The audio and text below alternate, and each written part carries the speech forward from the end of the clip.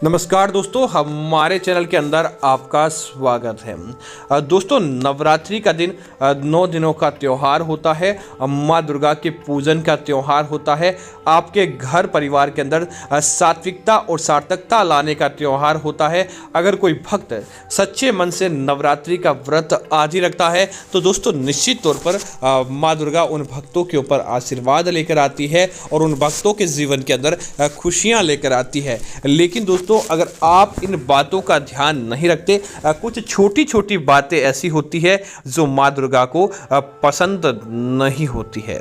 अगर आप उन चीज़ों का नवरात्रि के दिनों के दौरान ज़्यादा उपयोग करते हैं या यह गलती करते हैं या इस प्रकार की चीज़ें खा लेते हैं जो माँ दुर्गा को पसंद नहीं होती, तो दोस्तों आपके परिवार के अंदर माँ दुर्गा प्रसन्न होने के बजाय आपसे नाराज हो जाती है। और अगर माँ दुर्गा आपसे क्रोधित हो गई तो दोस्तों आपको कई प्रकार की समस्याओं का सामना भी करना पड़ सकता है। तो दोस्तों, बात करते हैं उन चीज़ों के बारे में जो गलती आपको नहीं करनी चाहिए। आगे बढ़ने से पहले आपसे निवेदन है, वीडियो को पूरा और अंत तक देखें ताकि सही और सटीक जानकारी आपको मिलती रहे। दोस्तों, सबसे पहली चीज़ दोस्तों, नवरात्रि के दिनों के दौरान जितना ज़्यादा हो सके आपको सात्विक भोजन का सेवन करना चाहिए। नवरात्रि के दिनों के दौरान आपको तामसिक भोजन का सेवन नहीं करना चाहिए। दोस्तों, सात्विक भोजन अर्थात कि साधारण और सरल का भोजन जिसके अंदर शाकाहारी चीज़ें हो, किसी प्रकार की शरीर को गर्मी देने वाली चीज़ें नहीं हो और साथ ही साथ मिठास से भरी चीज़ें हो जिससे माँ दुर्गा प्रसन्न होती है। अगर दोस्तों आप नवरात्रि के दिनों के दौरान तामसिक भोजन का सेवन करते हैं तो इससे आपको कई प्रकार के दुखों का सामना करना पड़ता है। माँ दुर्गा उस घर के अंदर प्रवेश नहीं करती है। तो दोस्तों, विस्तार से बात करते हैं उन चीज़ों के बारे में। दोस्तों, सबसे पहला, नवरात्रि के दिनों के दौरान आपको भूल कर भी बैंगन का सेवन नहीं करना चाहिए।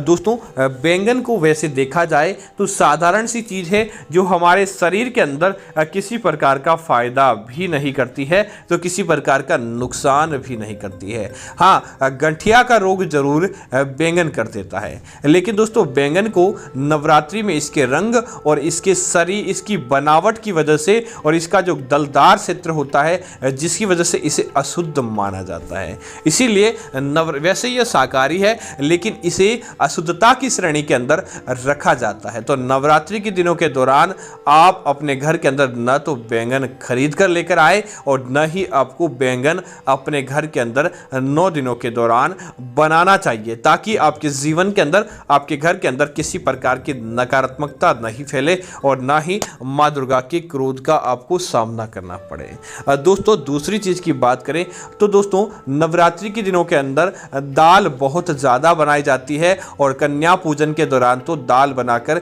छोटी छोटी कन्याओं को भोजन भी कराया जाता है। लेकिन इस बात का ध्यान रखें, नवरात्रि के दिनों के दौरान घर के अंदर लाल मसूर की दाल को आपको उपयोग के अंदर नहीं लाना चाहिए।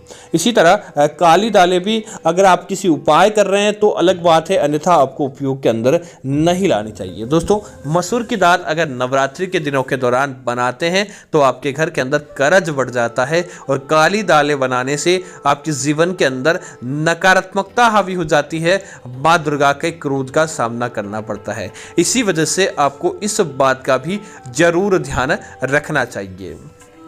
दोस्तों, दूसरी चीज की बात करें तो नवरात्रि के दिनों के दौरान माँ दुर्गा को भोग लगाते हैं तो आप इस बात का ध्यान रखें, इन दिनों के दौरान घर के अंदर मांसाहारी चीज का प्रयोग नहीं करना चाहिए। नवरात्रि के दिनों के दौरान आप मांस से जुड़ी चीजें न तो खाएं और न ही घर के अंदर बनाएं। नवरात्रि के दिनों के दौरान आपको अंडे, मांस आदि चीजों से आपको बचना चाहिए और हो सके तो संपूर्ण जीवन हेतु ही आपको बचना चाहिए, क्योंकि अगर आप किसी प्रकार की पशु हत्या करने के बाद देवी पूजन करते हैं तो माँ देवी आपसे प्रसन्न नहीं होती बल्कि आपसे नाराज हो जाती है। इसीलिए नवरात्रि के दिनों के दौरान आप मांसाहार का सेवन करने से और घर के अंदर भी मांसाहार बनाने से आपको बचना चाहिए, ताकि नकारात्मकता आपके घर के अंदर नहीं फैले।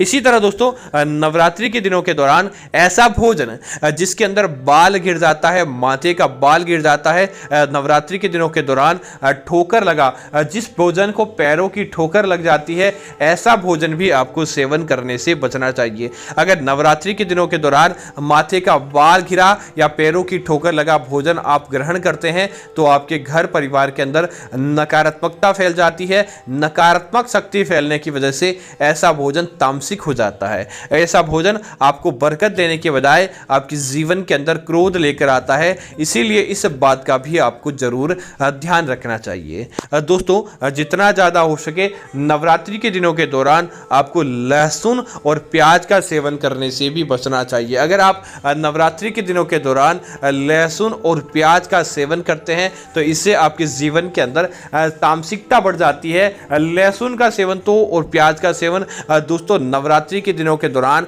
भूल कर भी नहीं करना चाहिए। और जिन लोगों ने व्रत किया है आपको तो विशेष तौर से नवरात्रि के दिनों के दौरान लहसुन का भोजन करने से बचना चाहिए, अन्यथा कई प्रकार की नकारात्मक शक्तियां आपके ऊपर हावी हो सकती है। इसी तरह दोस्तों, नवरात्रि के दिनों के दौरान अगर संध्या काल हो जाए तो संध्या काल के बाद दोस्तों आपको दूध का सेवन करने से, दही का सेवन करने से या खट्टे टमाटर, नवरात्रि के दिनों के दौरान किसी प्रकार का शुक्रवार आ जाता है तो इस दौरान तो आपको दोस्तों खट्टी चीज़ों का भी, जैसे नींबू हो, टमाटर हो, आम हो, खट्टे अंगूर हो, इनका भी सेवन करने से बचना चाहिए, अन्यथा वह चीज़ें आपके जीवन के अंदर सकारात्मकता लाने की बजाय नकारात्मकता ला सकती है। इसी तरह दोस्तों, नवरात्रि के दिनों के दौरान बात करें किसी प्रकार के भोजन के सेवन की तो दोस्तों आप ज़्यादा से ज़्यादा, जो हमने आपको 2 दाल बताई है उसके अलावा दालों का सेवन कीजिए, निश्चित तौर पर आपको फायदा होगा। नवरात्रि के दिनों के दौरान आप ज़्यादा से ज़्यादा हरी सब्जी अपने घर के अंदर, पत्तेदार सब्जी अपने घर के अंदर बनाएं और प्रत्येक दिन माँ दुर्गा का खीर के साथ, पूरी के साथ, हलवे के साथ, मिठाई के साथ, पीली मिठाई के साथ, अलग अलग दिनों के दौरान अलग अलग मिठाई के साथ माँ दुर्गा का भोग लगाएं और उसके बाद सारे परिवार के सदस्य भी प्रसाद के रूप में ग्रहण करते हैं तो निश्चित तौर पर घर परिवार के अंदर फायदा देखने को मिलता है। माँ दुर्गा की असीम कृपा आपके घर परिवार के अंदर देखने को मिल जाती है। बस मात्र आप अपने घर के अंदर मीठे का भोग भी बनाते हैं। तो इसी तरह नवरात्रि के दिनों के दौरान आप घर के अंदर तेल से जुड़ी चीजें भी अधिक मात्रा के अंदर बनाते हैं, जैसे कि तेल की पुरिया बनाएं, तेल से जुड़ी किसी प्रकार की विशेष चीज बनाएं और इन चीजों को बनाने के बाद माँ दुर्गा को भोग लगाएं, माँ दुर्गा को भोजन लगाएं। निश्चित तौर पर आपको फायदा प्राप्त होगा। माँ दुर्गा की असीम कृपा आपके घर परिवार और आपके जीवन के ऊपर देखने को मिलेगी और माँ दुर्गा की कृपा से आपके जीवन भर किसी प्रकार का दुख दारुण्य नहीं देखने को मिलता है। नवरात्रि के दिनों के दौरान दोस्तों जितना ज्यादा हो सके आप गरीब लोगों की सेवा करें। नवरात्रि के दिनों के दौरान आप ज़्यादा से ज़्यादा अनाज का वितरण करें। नवरात्रि के दिनों के दौरान आप गरीब लोगों को वस्त्र आदि बांटें ताकि आपके परिवार के अंदर और घर के अंदर कल्याण देखने को मिले और माँ दुर्गा का सकारात्मक आशीर्वाद आपके ऊपर मिल जाए। तो कमेंट में जय माँ दुर्गा लिखते हुए वीडियो को लाइक और शेयर करना ना भूलें। धन्यवाद मित्रों। जय श्री राम मित्रों।